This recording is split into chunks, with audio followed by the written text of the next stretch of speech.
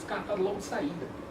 Mas isso é o trabalho de mineração? Não, ainda não é a Ainda mineração. não chegamos na mineração. Esse é o primeiro passo, a transação acabou de ser recebida. Se ela não corresponder, ela nem sequer entra na É mineração. uma intenção de transação que ela vai pendente para a rede. Então você joga ela para a rede já valida se aquela transação é válida. Só esse ponto já torna a rede Bitcoin radicalmente diferente de tudo que vocês viram até hoje. Teve até existe um lugar na rede bancária, na realidade, onde as transações da rede bancária têm esse treco, tá? É chamado Sistema de Pagamento Brasileiro, que é o negócio que processa os TEDs. Tá? Entre os bancos eles assinam digitalmente, tá? Mas nós usuários finais dos bancos não vemos isso, porque a gente não tem acesso a esse serviço. Tá? Então olha aí. Tá? E existe uma transação bacana, tá? Que tem a ver com toda a sua mineração, que é chamada transação Gênese, tá? Chamada também, o nome técnico dela é Coinbase, tá? Que ela tem uma particularidade, tá? Ela não tem origem, não vem de ninguém o dinheiro, tá? O campo de vem em branco.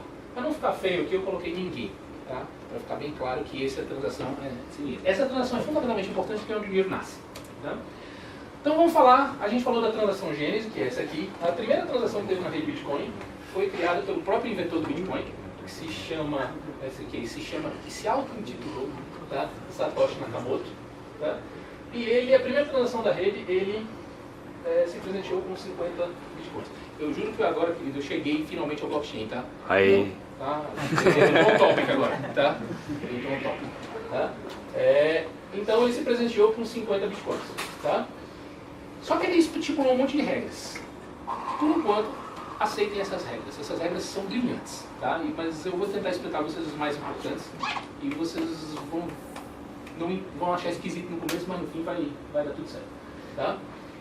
Então o que ele faz? Tudo isso aqui, vocês sabem, todo esse balacobaco aqui, lá dentro do computador são números. Não é verdade? Sabe que em última instância dentro do computador tudo vira números. Esses números podem passar por aquele negócio de calcular dígito verificador que eu falei ainda agora. Não é verdade? Então se a gente pegar toda essa macaquice aqui e gerar o dígito verificador dele, tá? O número dava 579628. Sim, eu fiz essa conta, tá? Não sei o que, aquela mesma coisa que eu levei horas para fazer lá. Essa piada já está ficando velha. Tá? Mas na rede Bitcoin tem um detalhe, tá? O dígito verificador ele tem que ser abaixo de um negócio chamado teto. Então quando a gente calcula o dígito verificador desse cacareco todo aqui, deu um número que é maior que o teto. Então esse bloco não é aceito pela rede. Esse bloco é inválido. Ele não é aceito pela rede. Ele é declarado inválido. O camarada que está gerando os blocos, daqui a pouco eu vou dizer o nome dele, tá? Ele pode mudar uma coisa no bloco, tá? Impunemente. Tá? Ele pode dizer o número do bloco anterior, que o primeiro bloco não tinha anterior, tá? E ele pode mudar esse número aqui, que é nonce, ou também chamado de contador, certo? E tem essa regra, o dígito verificador tem que ser menor do que o teto. Por isso que eu coloquei em vermelho, ok? Se isso está parecendo muito matemática para vocês, sorry, tá? Bitcoin é matemática, dinheiro é matemática, se você tem problema com matemática, de planeta, porque esse aqui já é, tá? Então, esse aqui foi a primeira tentativa do bloco Gênese que não pode ser aceito. Tá? Só fazer um parênteses, por isso que a gente fala de modelos de negócio no blockchain, para as pessoas não precisarem se matar em cima disso. Tá? Pois é, mas por outro lado, a minha experiência tem sido, sabe disso, que se a gente não explica esse negócio, fica educativo. Tá? Obrigado. Tá? Então, olha aí. Eu fiz 18 versões dessa palestra. Tá? Então, ou seja, eu errei 18 vezes e não há nenhuma evidência que essa também não seja a abordagem errada, mas eu estou tentando. Tá? Então, olha aí. Então, ele pode alterar o nonce. Então, ele incrementa o nonce para num, recalcula tudo, ainda não deu, está vermelhinho. Então, ele vai fazer um trabalho de corno. Ele vai tentar 2, 3, 4, 5, 6, 7, 8, 9, 10, 11. Deu certo, finalmente! Tá? Esse trabalhinho de ficar contando esses números é a história que requer poder computacional gigante que o Edil estava falando agora. Porque os computadores ficam fazendo essas contas o tempo todo. Tenta um, e não tem nenhuma outra maneira melhor de fazer. Tenta, calcula, deu certo, não deu, tenta de novo, calcula, deu certo, tenta de novo. Daí fica um trabalho mesmo de danar. Okay? Lembre-se, esses dígitos verificadores aqui, eles são de 6 dígitos aqui para caber no slide, viu? Eles têm 77 dígitos na rede Bitcoin de verdade. Né? Então olha aí, Satoshi Nakamoto achou o primeiro bloco que deu origem a tudo, que deu origem à rede. Tá? Então ele armazenou esse bloco, tá? Só que tem um problema, ele está sozinho na rede, ele não tem aqui ninguém com quem contar, ele está solitário e tal, não sei o que, não está assim. Né? Então ele ficou algum tempo solitário na rede. Então tentou girar o segundo bloco, mas o segundo bloco é exatamente a mesma coisa do anterior, mas ele tem um treco. Um dos campos que tem é o número do bloco anterior, é o dígito verificador do bloco anterior. O bloco anterior, se vocês virem no slide, tá? Vou voltar aqui para vocês verem, ó. Posso usar Deu a pergunta idiota? 166493. Oi? Posso fazer uma pergunta idiota? Não há perguntas idiotas. O que é o bloco? Tá? O bloco é esse cacareco aqui que eu falei para você, tá? O bloco é um agrupamento, bloco é um nome ruim, tá? Seria melhor lote, tá? Um bloco é um conjunto de transações mais uns dadozinhos de controle, que são esse aqui que eu estou mostrando para você. Eu estou mostrando uma representação impressa de um bloco. Entendeu? O bloco contém várias transações. A função... Tem limite? Oi? Tem limite de transação? Tem os limites. Tem os limites, é uma série de limites em engenharia. Nenhum deles é importante para nós no momento. Tá? Só uma pergunta, se eu entendi um pouquinho dessa matemática, isso aí também satura, né? Ou seja, você não vai conseguir estar sempre identificando eternamente novos blocos gênesis, né? Isso aí em algum momento vai saturar, porque Vamos deixar essa tua pergunta um pouquinho mais na frente, que eu acho que você está realmente perguntando, é o que eu vou abordar logo aqui, uns 4 ou 5 slides na frente. Tá? Então, olha aí. Então, no segundo bloco, ele tentou fazer a mesma coisa. Bloco 1, bloco 2. Mas ele achou logo na segunda, não precisou tentar 11. Tá? Demos sorte. O processo é assim, viu?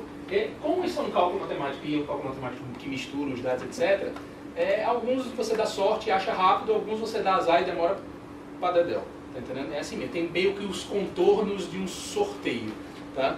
Inclusive, se você falar com os estatísticos, ele vai dizer para você umas frases bonitas, tipo assim, isso aqui tem uma distribuição garantidamente uniforme, que quer dizer basicamente o seguinte, é indistinguível se você estiver jogando dados.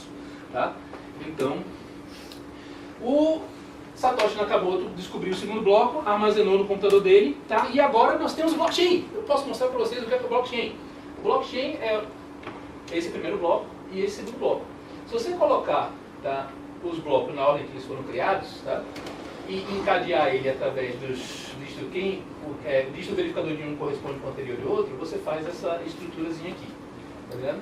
Esse é o chamado encadeamento. É por isso que se chama blockchain. É uma cadeia de blocos. E o encadeamento advém desses dígitos verificadores aqui. Tá? Não sei se é imediatamente claro para vocês, mas eu vou tentar ressaltar um ponto importante. Isso aqui, esse cálculo foi feito através do negócio do dígito verificador. Esse aqui também. O que isso significa? Se eu alterar uma palhinha aqui, esse resultado é diferente e invalida tudo. Daí advém a segurança do sistema. Daí advém aquela característica que o Dilson e que o Gabriel estavam falando com tanta veemência, de que uma vez homologado não pode ser mudado. Se você mudar, as contas não batem.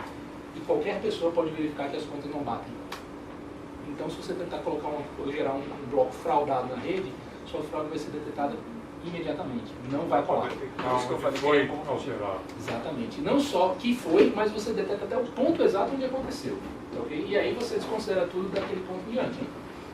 Mais ou menos essa é a ideia. Essa seria a ideia do fork, então. Essa seria a ideia. Tem um fork aqui na frente. Tá? Tem um fork input também? Tá? Mas aí o que acontece? Então o camarada vai repetir esse negócio, a gente vai gerar um segundo bloco, tá? De novo, o encadeamento é esse negócio. Cada novo bloco referencia o dígito verificador do predecessor e assim sucessivamente. Então e você vai fazendo. Quando você vai empilhando os blocos aqui, tá? Ele vai fazendo essa estrutura e a gente chama o número sequencial do bloco nessa estrutura que a gente chama de altura. Tá? Oi? Qual é o nome do dígito verificador no mundo real do blockchain? Ele chama. É o resto do bloco. É o hash. É o resto do bloco. Tá? Ok? Então, olha aí. A gente vai. Como economia, isso aí é uma besteira, tá? A gente vai criando cada vez mais. Aí aconteceu uma coisa fantástica. O Satoshi Nakamoto publicou o software dele, na época que ele criou isso, em 2009. A rede Bitcoin começou no dia 3 de janeiro de 2009. E ele mostrou numa lista de discussão lá, naquela época ele não tinha Facebook, então já tinha Facebook e ninguém usava. Tá? E ele disse: olha, eu fiz esse negócio aí, quem quiser dar uma olhada, dá uma olhada. E apareceu um cara que quis dar uma olhada. Então um camarada chamado Hal Finney, foi o segundo usuário da rede Bitcoin, morreu já o Hal Finney, ele tinha uma doença rara e tal. Tá?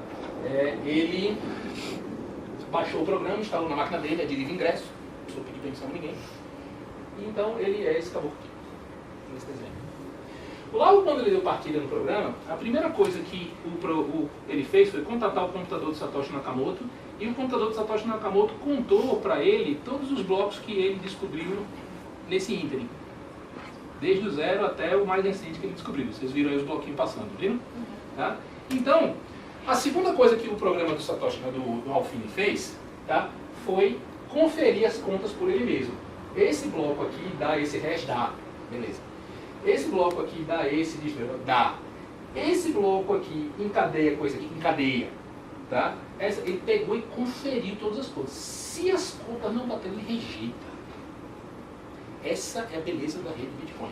Todo mundo pode conferir as contas. As contas são abertas para todo mundo. Tá? Igualzinho em Brasília, né? Então,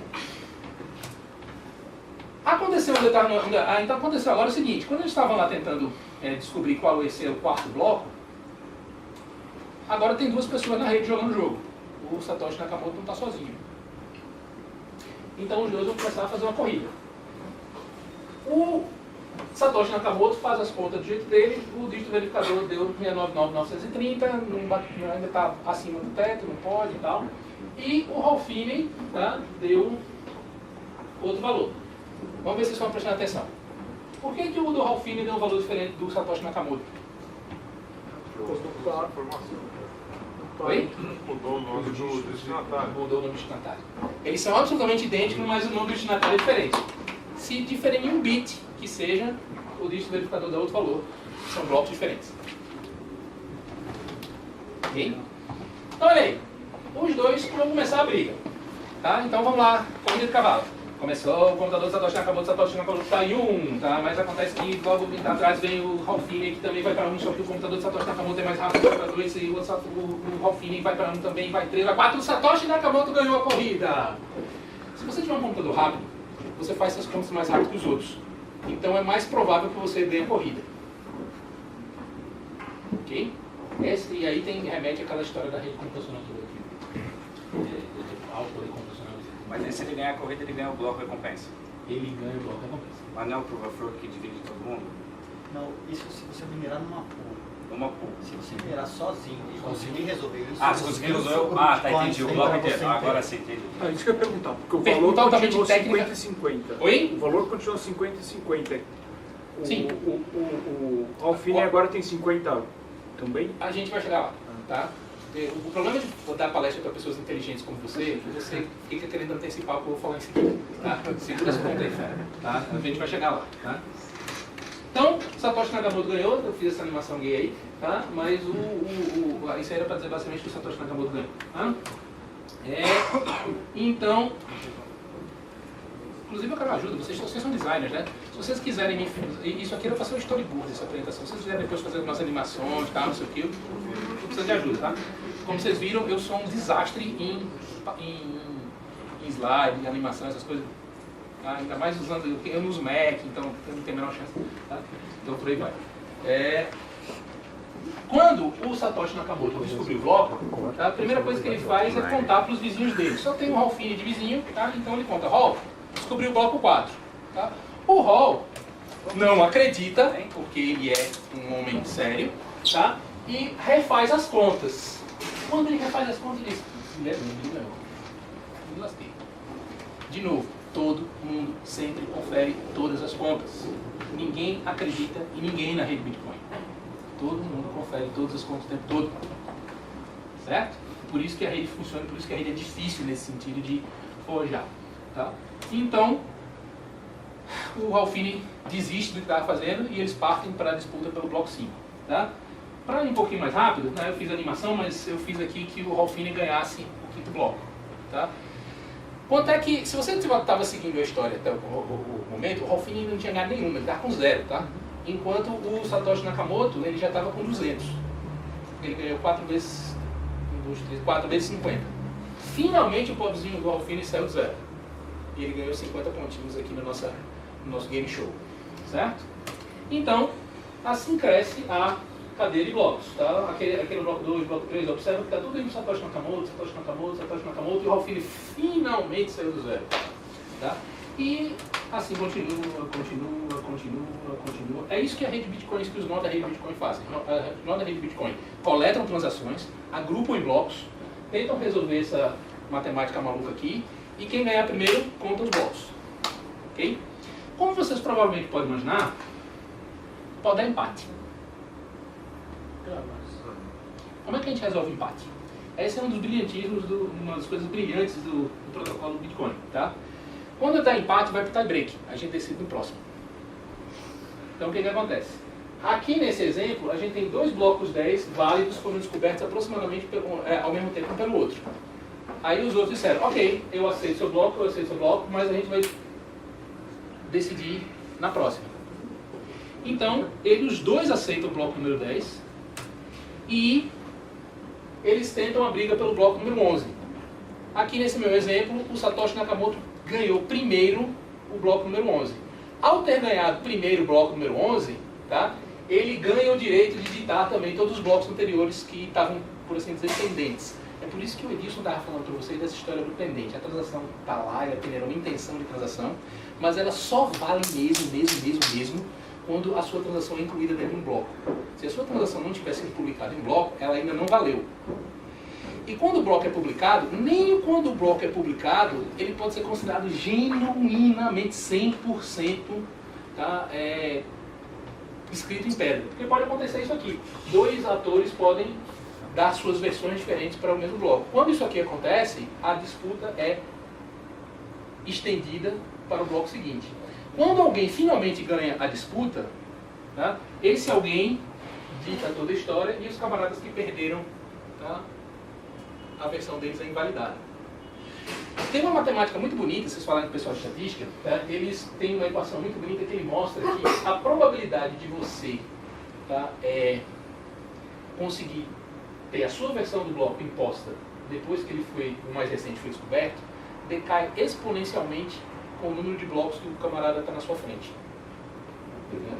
Então, se você esperar 6 blocos, a probabilidade de alguém conseguir mudar a história, tá, é muito baixa, menor do que 99,99%. Aliás, menor do que 0,00%. Ok? Ou seja, o blockchain é um registro